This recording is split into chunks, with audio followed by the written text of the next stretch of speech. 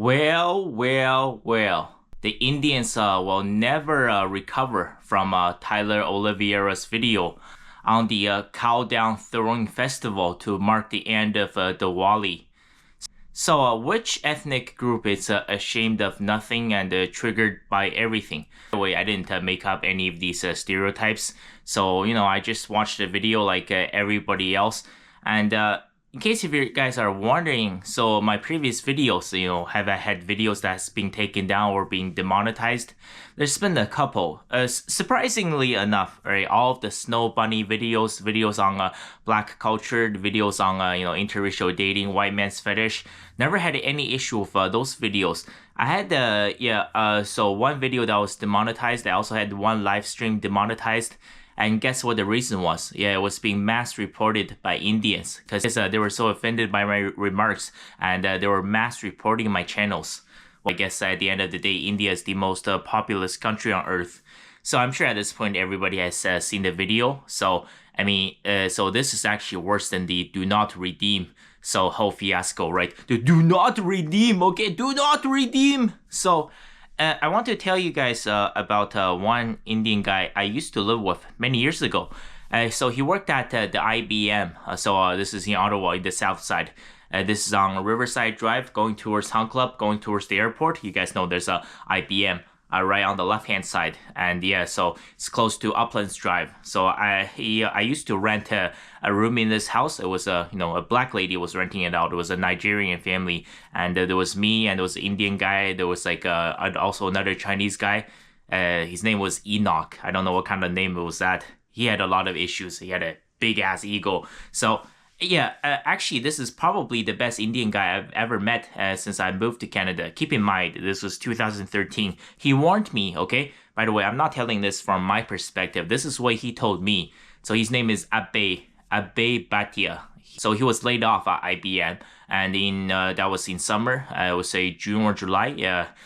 Summer of 2013. And he said, I'm so disappointed. I've been living in Canada for 9 years.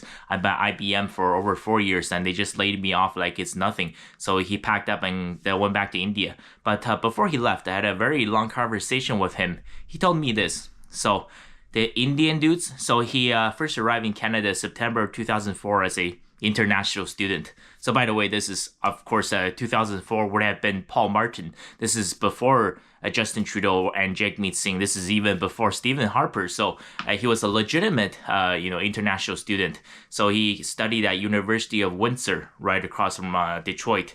So from 2004 to 2008. And this is what he told me. He said, you gotta watch out for these brown guys, man. For some reason, they're just so freaking horny. They're so thirsty. And see, they're not thirsty for like black women, and they don't even like the Indian women. Certainly not the dark-skinned ones. They're absolutely crazy about the snow bunnies, the white girls, man. But unfortunately, for the vast majority of Indian men, right? So on average, Asian Indian guys, they're considered to be the least attractive. So yeah, the vast majority of these Indian international students on campus, keep in mind, there wasn't that many at the time. This was 2004, right? So Justin Trudeau has let in millions more of these military-aged Indian men. So he was telling me that these Indian guys, most were between 18 to 22, they were so horny, and all they could think about was having sex with white women. And he would go to these Indian parties with a bunch of these Indian incels, and it got to the point where they just cannot control it. They just start dry humping all the furnitures at these Indian houses. He told me he spent to a bunch of these parties over the course of between 2004 to 2008 at University of Windsor. He said, you have no idea. You gotta watch out, man. These Indian guys, they're just so unbelievably thirsty, man. So, and it's going to cause a massive chaos. Honestly, at the time, this was 2013. I didn't really think much of it. So yeah, then November 4th, 2015, Justin Trudeau came into power. He forms a coalition government with Jagmeet Singh. The only reason why Jagmeet Singh agreed to form a coalition government with Justin Trudeau is because, well, Justin Trudeau promised him to bring in millions and millions of Indians, especially young military-aged men. Yeah, also have you guys noticed, if you don't think the excess man crisis in India is real, is bad. It's probably worse than anything I could have imagined. Remember I said in a previous video, I said that the number of ex-men in India, it could be as many as 70 million. I think it could be more, because what I've noticed is that, if you look at the number that's arriving in Canada, in the United States, Australia, New Zealand, UK, and also, in Southeast Asia, millions of them, okay? Go to, go to Thailand, go to Laos, Vietnam, Cambodia, Philippines. Before all of these, the foreign sexpats, the passport bros or passport great-grandfathers, almost all of them are old white men. But now I would say at least between 30 to 40% are Indian men, right? If you look at the Indian population in Southeast Asia, that's just moved there recently. You know exactly why they're there. So, there's no elderly Indians. There's no like 40-year-old Indian that's married with 2 kids, okay? There's very, very few women. Obviously, there's no children. All single, thirsty, military-aged men. And do you know what military-aged men are used for? They're used to fight wars.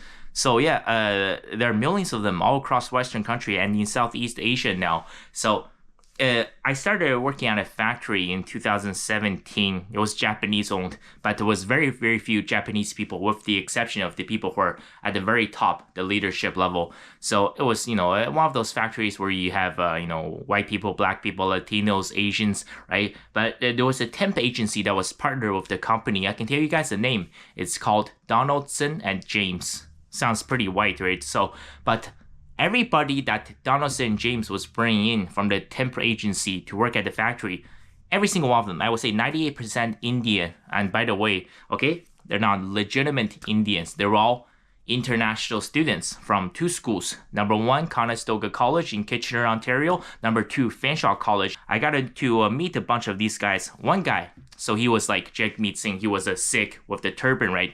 And he even told me, he was bluntly honest about it. He said, I'm actually studying mechanical engineering at Fanshawe University at my program. Once again, right? There's no white people or black people or Chinese people. It's 90% Indian men and 10% Indian women. So that's the demographic you're bringing to Canada. So he's telling me the only reason why he left India to come to Canada is to have sex with white women. He told me that, and that's all he can think about. And him and a bunch of these other buddies, once again, like I said, they have a name. They call themselves the Turbanator, right? With the turban, the Sikhs. And there's a strip club. If you guys live in Southern Ontario, you know exactly which strip club I'm talking about. It's in Woodstock. Woodstock is a small town of maybe 47,000 people, I would say. 45 to 47,000 people. There's a strip club that is right off Highway 401. If you take I'm not going to say the exit number, but once you get to Woodstock, there's a strip club. And because it's a small town, all of the strippers working at the strip club, it's all white.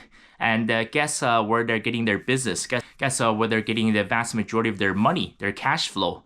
It's from these Indian international students. He told me one night he blew $1,000, this guy. International student, mechanical engineer at Fanshawe College. He blew $1,000 on a snow bunny. And he told me that's exactly why he came to Canada to work at a factory. He knows he's not going to get an engineering job because the program is all fake, right? He just came to work at a factory to make as much money as possible, because at a factory, at least, right, Saturday's time and a half, Sunday double time, he'll work as much as he can. And once he saves up like, $500, $800 or $1,000, and he's going to go to that strip club in Woodstock to have sex with white women. So that's what Justin Trudeau has done to Canada. I mean, back in 2013, summer of 2013, before my roommate Abe Bhatia, once again, honestly, you're supposed to judge someone by the contents of their character. Probably the best Indian guy I've ever met. He warned me about all of this. He told me he saw this back at the University of Windsor. All these Indian guys, all they think about is having sex with white women every single day, and we're so thirsty. Over 90% of them, they cannot get a white girl. And once again, right, if you look at the demographic of these international students, it's like 80% man, 20% women. So what are the other 60% going to do, right? They get so horny, they get so thirsty, they start dry humping furnitures at these Indian parties, at these brown parties. If you guys don't believe me, go to these red light districts. Go to Thailand, right? Go to Bangkok. You can go to Pattaya. Go to Soi 6. A lot of people, they call Soi 6, Soi Sex. And you can go to the walking street.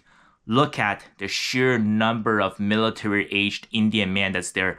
I don't know what the hell Narendra Modi is doing with India, man. I think the reason why so many military-aged men from India they're escaping on top of the excess man crisis is I think it's because India is preparing for war with Pakistan. Because what happens when war starts, right? All the military-aged men are going to get drafted, so they're trying to avoid the conscription, right? They're so terrified of war, so they're all escaping.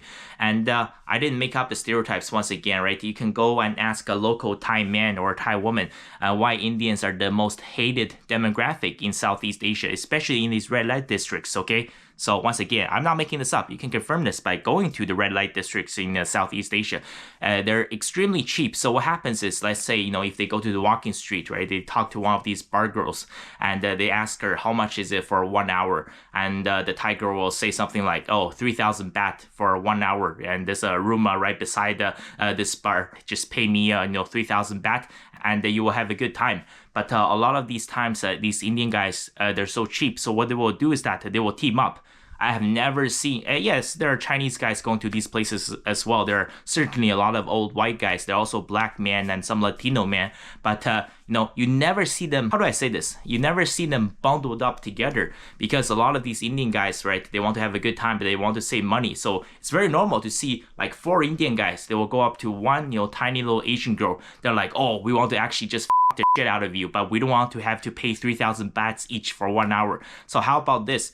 For 4 guys, right, we'll each pay you half the price, 1,500 baht. So in total, we'll pay you 6,000 baht, and we'll get to have you for 1 hour. We're going to like one of those interracial scenes that you guys see on Dogfart Network. So yeah, they all like that. These Indian men, they're really thirsty, they're really aggressive, and they don't go up alone because they feel like for one person to pay that kind of money for an hour is too expensive. So it's very normal to, if you go to the Soi 6 or Walking Street, to see 4, 5, 6 Indian guys going at the same time, going up to one girl and they ask to do the and they'll ask for a discounted price.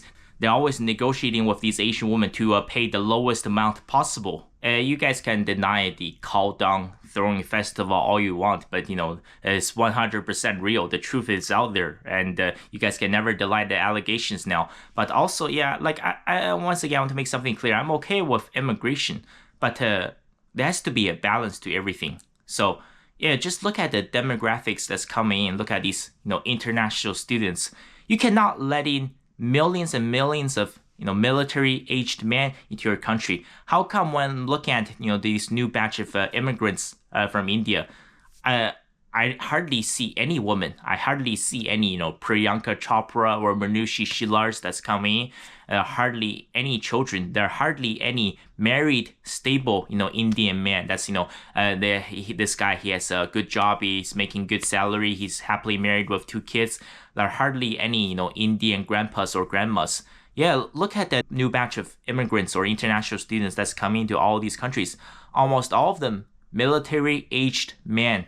Single, unmarried, no family, no children. So once again, what do you guys think military-aged men are used for? They're used to fight wars.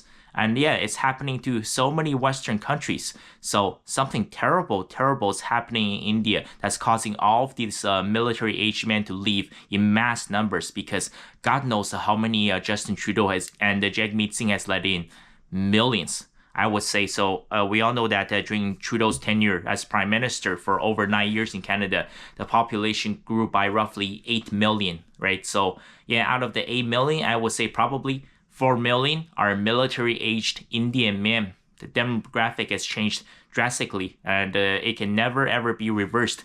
Even back in 2013, when Abhay Bhatia, before he went back to India, he told me about all of this. He said, you gotta watch out for these Indian guys, man. They're just so horny, they're so thirsty, especially the pretty little white girls, because back in India, the caste system, and, Abhay, he was also fairly light-skinned. He's telling me all these, Indian guys, they're all about light-skinned, and because, who is light-skinned? Well, these pretty little white girls. That's all they think about every day, 24/7. That's why, they're moving to countries like Canada, to the United States, to Australia, to New Zealand, to the UK, and also in Southeast Asia, because the vast majority of Asian women, they have a lighter skin tone than the Indian men. That's why they want them so bad. It's all about, having sex with light-skinned women.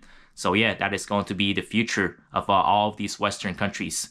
And yeah, I'll just leave it at that. I don't want to make this video too long, but I just want to say thank you guys so much to everybody that has clicked on this video and watched it all the way until the end. If you guys have enjoyed the contents of this video, please consider subscribing to this channel and turning on the notification button. And thank you guys.